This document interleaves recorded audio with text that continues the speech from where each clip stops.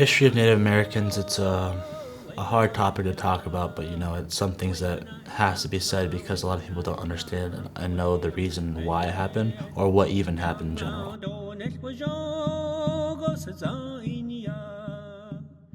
So it started off with Europeans coming over and forcing us into reservations. The reason why Native Americans resist back so far to date is because we've been pushed off our land for certain reasons, and with that, battles and wars have started over time, and it happens with Europeans versus Native Americans for as long as we can remember.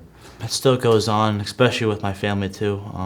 Doesn't have to be actual war battles, but it's war and battles with our people and our heritage.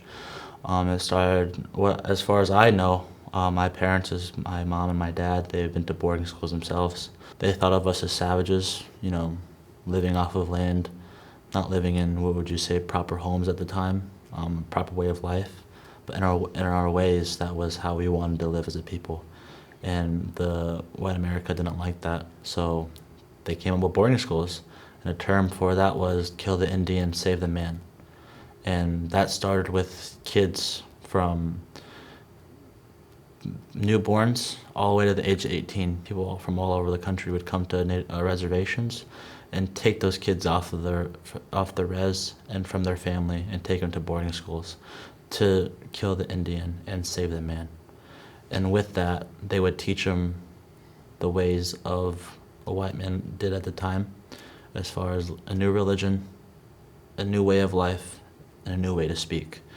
Boarding school was erasure to us people, understanding what it meant and understanding what happened back in the day to a lot of the younger people, younger kids and family members that happened at boarding schools, and that's what we're trying to press now and honor that. The hard stories they've been through, the hard stories they tell me about their past of what they went through. They don't like talking about it as much because it's hard. They've been through a lot. Their parents and their family has told them a lot about it too. Examples as far as harassment with them, getting beaten because they don't want to learn the white people way, their culture, being pushed into a different heritage, a different culture because the white people think it's not a right way to act as a Native American. Getting beaten with a stick or with their fist because they don't want to learn the way. My dad and his brother has been sexually assaulted in the boarding school before because of what they've been through. It's hard to talk about, but at the end of the day, it has to be addressed.